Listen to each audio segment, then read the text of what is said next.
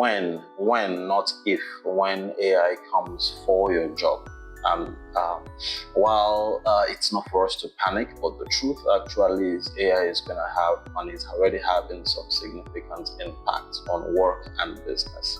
So today I'm going to still share 4 things, like I said, that you can do, that we can all do regarding this change that is happening to everyone. Before I go into the 4 things, I'm going to give an introduction, which is basically should you take AI as a friend or a foe? Should you panic or should you not panic? Now, first and foremost, AI is here to stay.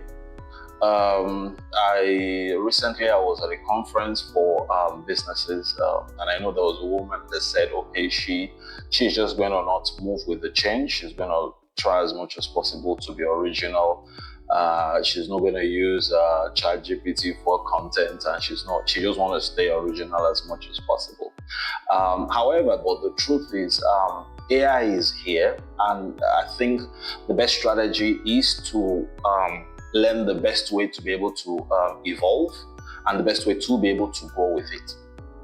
Just yesterday, I read an article that actually did catch my attention. It was regarding a breakthrough that happened with ChatGPT, which is our favorite, something we hear about all the time. There was a patient that had a jaw pain for 5 years, done several MRIs, several scans, and just using ChatGPT, nothing complex, what we all use,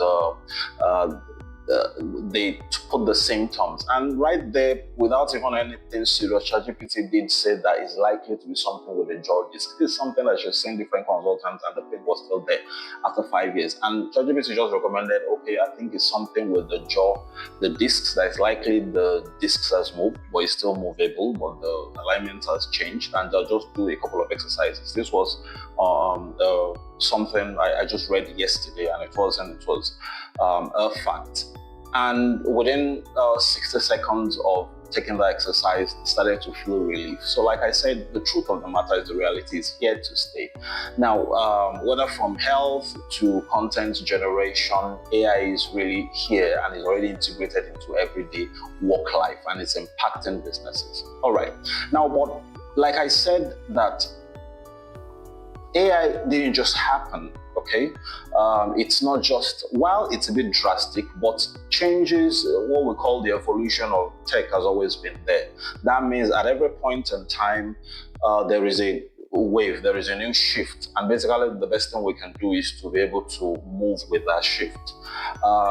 We're currently the 4th industrial revolution now. There was a time, it was the first one we had steam engines, then we moved to the second one, which was factories and electricity, then the third one, which was like the computer systems, so there's always a change. I was telling my colleague at work today that, I was not sure whether I remember, there was a time in the 2000s that the experts were the people in the business centers. There was something many of us might not know, it called PageMaker. Then there was this SPSS. There was, before even Word became mainstream, and these experts in the business centers were they were the experts then. You didn't do your project yourself. You didn't do your tables in Excel or yourself. You had to go to them, and that was a phase. So phases always come and go. But the point is, what do we do? Can we treat a new wave of technology as a friend or as a foe? Now, during the time when you had mechanization, there was a time when the true show of strength of a man was how much you could carry heavy things. Then the forklifts came, okay? And then, but what happened were we supposed to react? Do you decide, okay, no, I'm going to stay true as a man and I'm going to keep on carrying heavy things myself? Or will you learn how to be able to use the forklift and then move on, with life? There was also, the colleague at work was telling me, there's also this time when you had the automatic stick shift. And some people said, okay, you know what? if we're not going to move to automatic switch, we're going to stick with the manual, because what if you need to push the car and stuff like that? So what am I saying? These changes are going to happen. However, the truth is these changes are a bit more drastic, because every evolution happens in shorter time. So they're a bit more drastic and it's affecting everything. It is, I'll give you a personal experience. I've been into software engineering for about 2 decades. Commercially for about 2 decades. But just a year ago, I think when I started using LLMs, I discovered there was a project. So normally whenever there's a new work, I call the team at work, the engineering team at work, and ask them, okay, you know what, can you quickly do a prototype for me? But everybody was busy, and that was the first time, I think it was over a year ago, I was using ChatGPT for what people call vibe coding now. And what normally at my experience would take me about 2 weeks took me 3 days, and that's why I knew there was really a shift. So what is the point? The truth of the matter is it's coming, it's here, no longer coming, and it's here to stay. So back to the topic, what are the 4 things that you can do? So the first thing you can do, I'll title it, your to-do one is learn about AI. Why do I say this? There's this quote by Sun Tzu, which is I think is a book about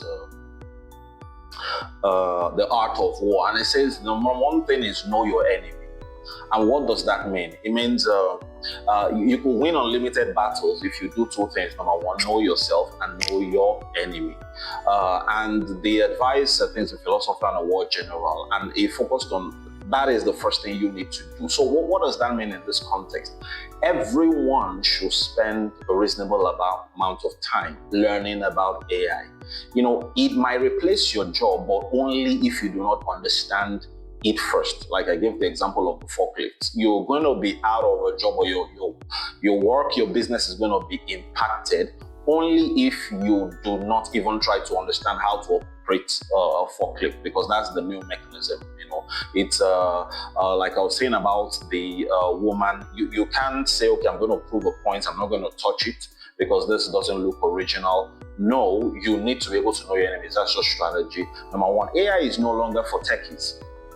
You know, just like the example I gave, very soon there are some things that are going to be happening now, and you can't say that AI is just for techies. No, it's like driving.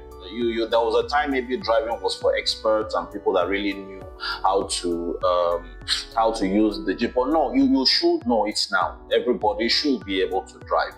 There are 5 categories, I might say, of use of AI currently now. The first one is conversational, favorite, ChatGPT, and then your LLMs, whether it's Claude or whether it's Gemini. It's conversational. Everybody uses it for personal productivity. The second one is no-code automation. For me personally, I will say that automated workflows are going to be the new office productivity in the next 5 years. That means that if there was a time that maybe 10 years ago, if you don't know how to use your Word, Excel, spreadsheet, presentations, things like that, you're not really in business. So I think now being able to use workflow automations there are things like, there's some common tools like Zapier has been for a bit, but there's some common tools like Make, N8N. Workflow automation just means, can you do multiple things at once? So for example, instead of having to search through, read the document and then send the documents to somebody and then read an email, workflow automation just helps you to do multiple things, even 1,000 things in one single stretch. How do I know this? Just 6 months ago, we launched the platform. We were creating content, you know, and then what we used to do, we were even using LLMs. That's what I'm saying, it's going to go beyond. congratulations, you know how to use ChatGPT. It has to go beyond that. So we used to use LLMs, generate some content and then record voiceovers and then generate some images. So to create one library of or maybe a particular module, it usually took about a month. But right now we're doing it with workflow automation. It does everything, picks this up, takes it to ChatGPT, creates an image, does a voiceover, syncs it together. It does everything within 2 days. So being able to do that is going to be one thing you need to be able to do.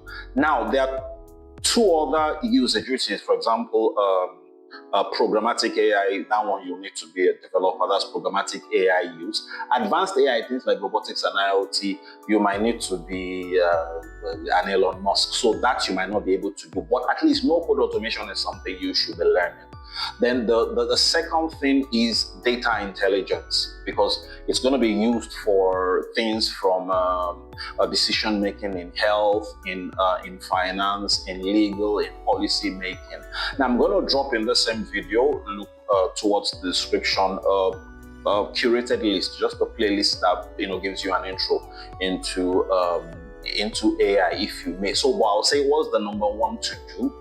Learn about AI. It's not just for techies alone, it's for you. It's not somebody else's job. It's not the job of the IT department.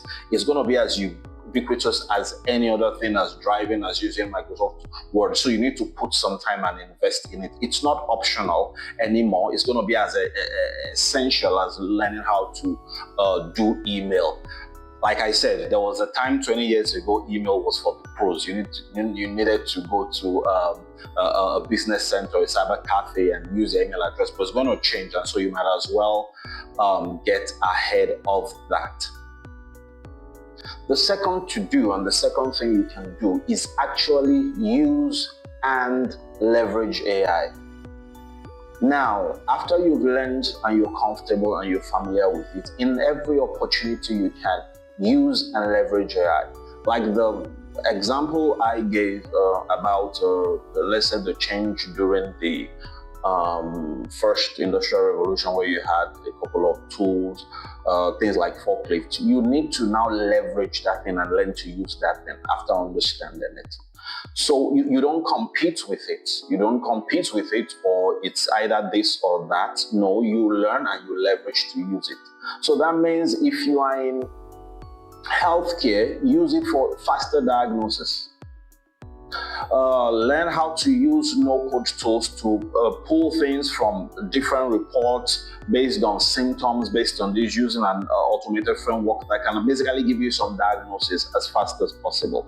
Now, if you're in consulting, I'll give you a fantastic example. So about I think 5 years or 7 years ago, I was working with a client to produce content, educational content for SMEs, and then we had the consultants able to record or the subject matter experts able to record, and then they would schedule them for voiceover recording, multiple takes, and then eventually they brought their written materials and we turned it into videos and stuff like that. Now, funny enough, just last year we're doing something for another client, and we're doing it in about, let me say, something we usually do in 2 months, we're doing it in a week. And what were we doing differently? First and foremost, the consultant just recorded their voice just once, recorded the voice once, and we used that same voice, a synthetic version of that voice, which actually we played it for the wife of the consultant. She really didn't get the difference. Use that same one. The person didn't have to come to the studio to do different retakes. That means the person was able to generate lots of content using their knowledge, in shorter time. So that's like fun in consulting. The person was able to create more content in shorter time. A third thing that happened was that we was able to feed an LLM multiple writings of that same consultant, and then extrapolated it to be able to record more things. So it's able to save you time. And so what am I saying? I'm saying use it. That's the second point. Use it as much as possible. You're going to have to learn how to use it anyway, so you might as well give yourself a head start. Now, one of the things I'm going to try and do is probably every week I'm going to do a video on a practical showcase of the sector by sector. Please go ahead and subscribe to the channel. I'm going to do this, one per week, so that you could have like an idea of how it's being used and how you can actually use it. Like I'm saying, one main mental block I want to help us remove is that, okay, you know what, let the pros do it. Let me just wait and see how this AI thing is unveiling. No, I think you should use it as much as possible. You should use it and leverage it in your work. Do your work faster. If you're in the academia, it could help you pull resources. For example, a lot of people are already using it in legal case note work now, where you don't have to read tons of books just because you want to find a case that matches your present case. You could use AI and then just read. You are still the expert anyway. And that's the truth about AI. Can help if you leverage it well. It doesn't have to take your job if you leverage it well. Instead of you finding out that if you find out that you're no longer relevant, then they need to find someone else who is relevant, someone else that can use it.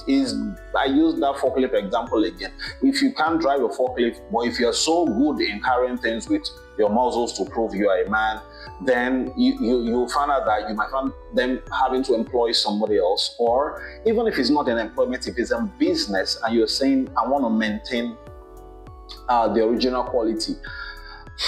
So it's good. As a matter of fact, it's noble and commendable, but things are just going to move fast. And I want us to know the reason why you need to be able to evolve is not because, well, maybe there's a part of if you can't beat them, join them, but it's not just that. It's because things have to happen faster. Every couple of years, things have to happen faster. And that means your business, the time you will spend.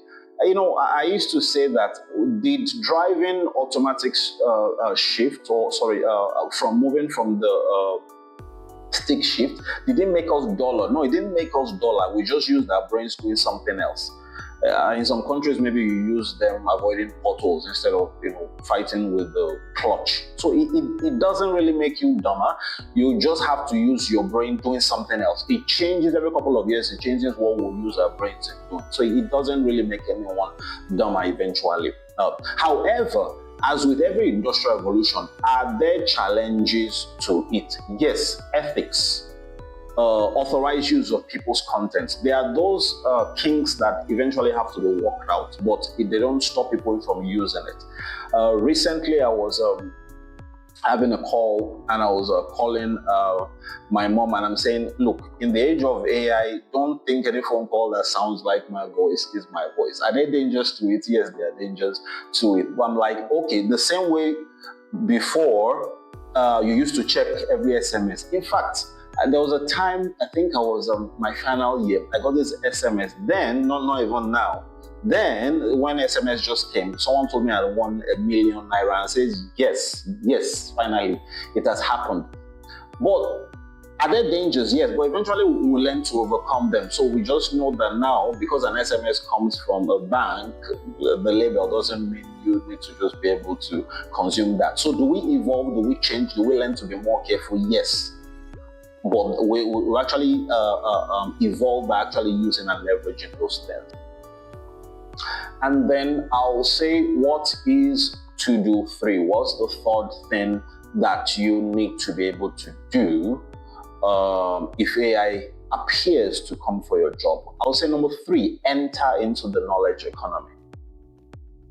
The knowledge economy is all about taking what you know and then sharing it with others, either in form of written content, in form of articles, or in form of spoken content, which is podcast, or in form of broadcast content like I'm sharing with you, which is video form.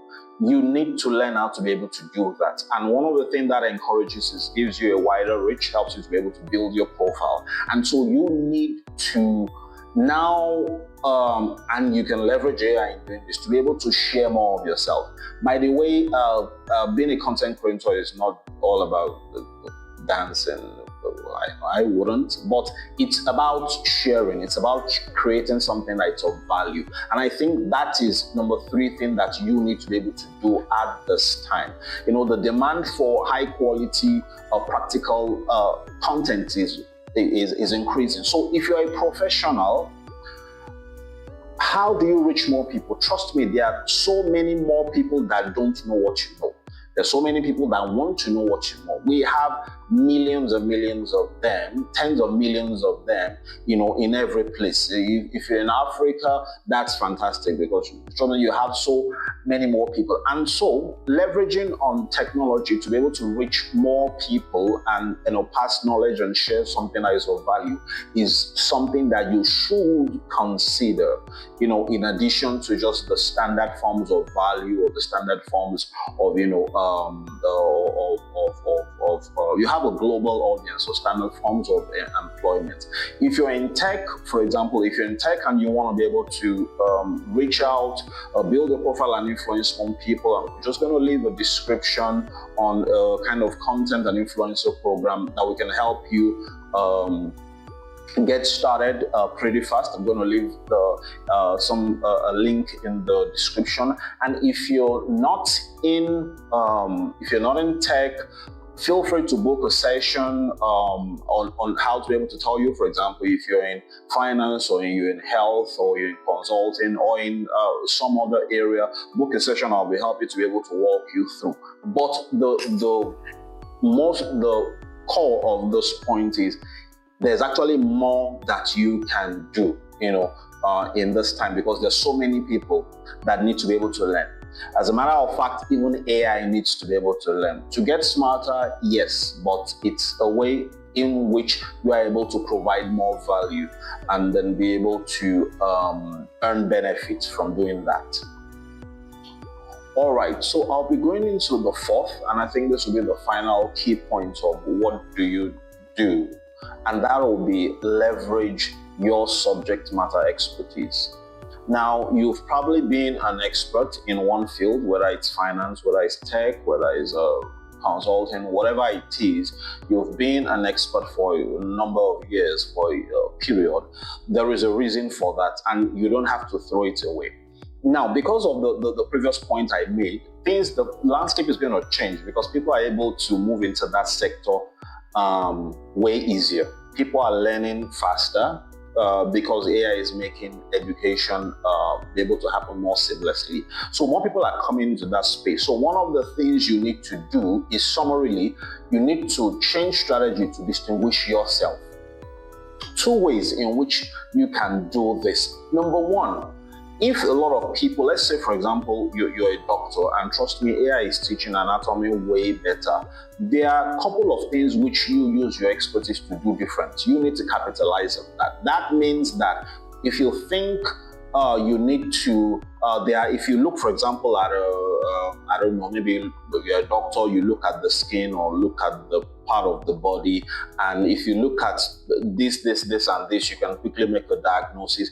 If you think that is something that your expertise has brought you, then make that available to more people, make it available to more businesses in the healthcare industry. All right, build something around it, build consultancy around it, build advisory around it, or you think, for example, you're in technology now, and you think that, okay, this is a faster way, instead of spending 2 years to do this is a faster way to be able to do this.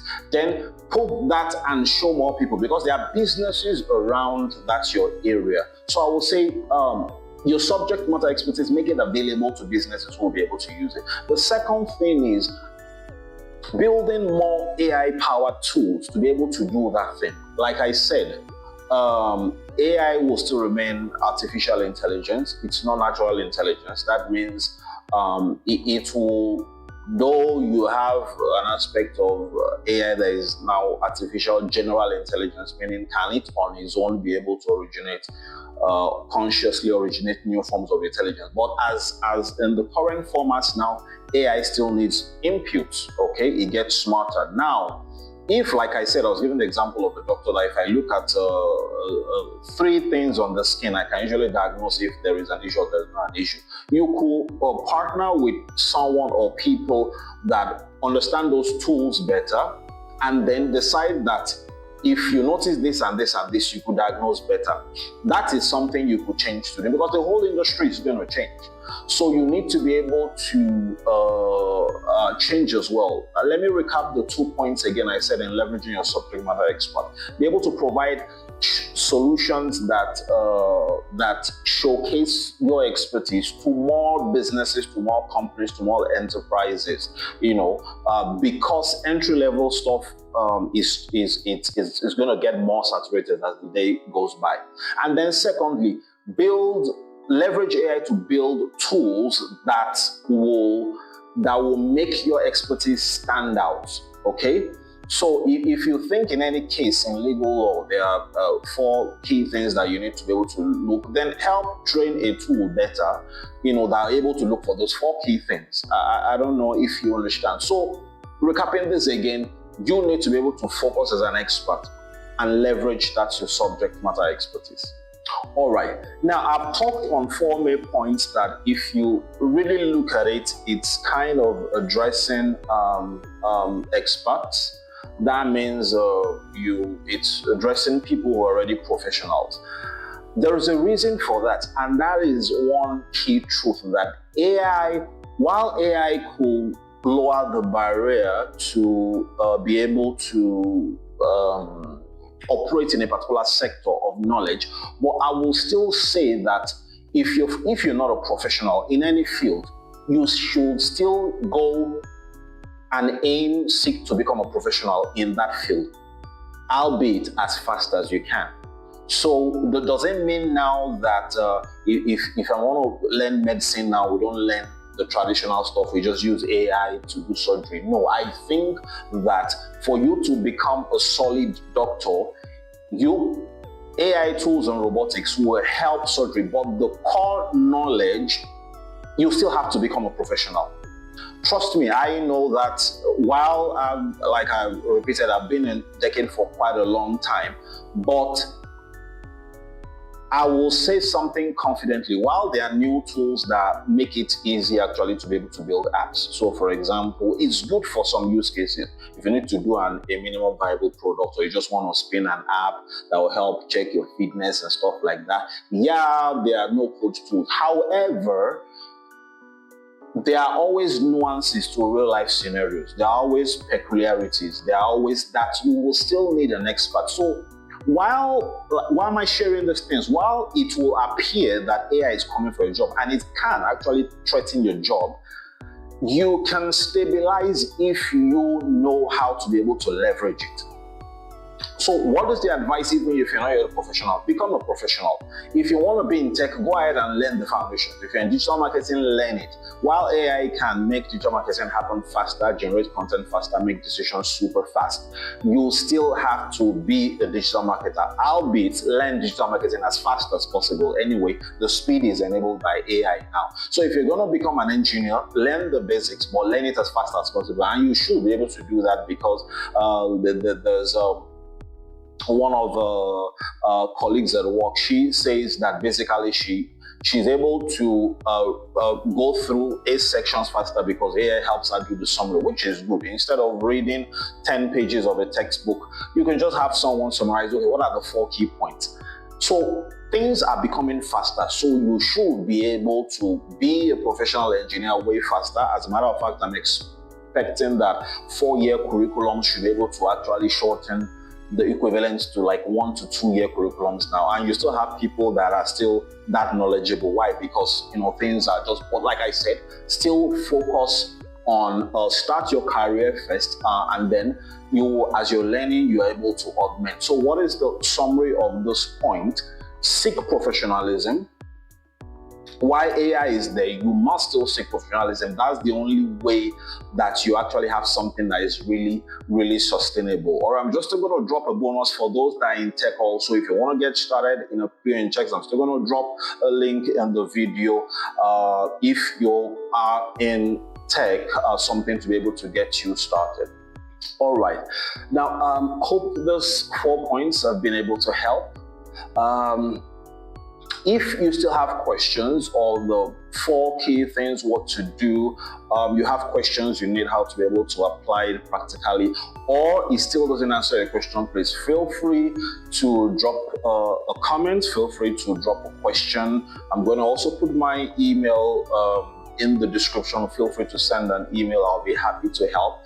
If you have a particular use case in business or in your career, you just need guidance to be able to apply, then feel free. I'm still going to put a link to book a session, a 30-45 minute session with me. I'll be happy to take that and help you provide some guidance on how to be able to, apply this. Also, like I said, we're just going to explore things together. No fluff, just practical steps based on your needs. And then I'll be looking forward to hearing from you. And so finally, please feel free, if you have questions, feel free to drop a question. I will periodically every week try and put something practical about different sectors in form of a video to be able to share with you. If you think there's a sector you want to come first, whether it's in HR or is in finance or is in logistics or in healthcare, please do let me know in the comments. I'll be happy to reply and possibly oblige. As well, please like the video, go ahead, share the video as well with friends and family, subscribe to the channel as well, so that immediately we have additional content or additional materials, you will be the first to know. Thank you so much. Thank you for watching. Hope to see you soon in another video.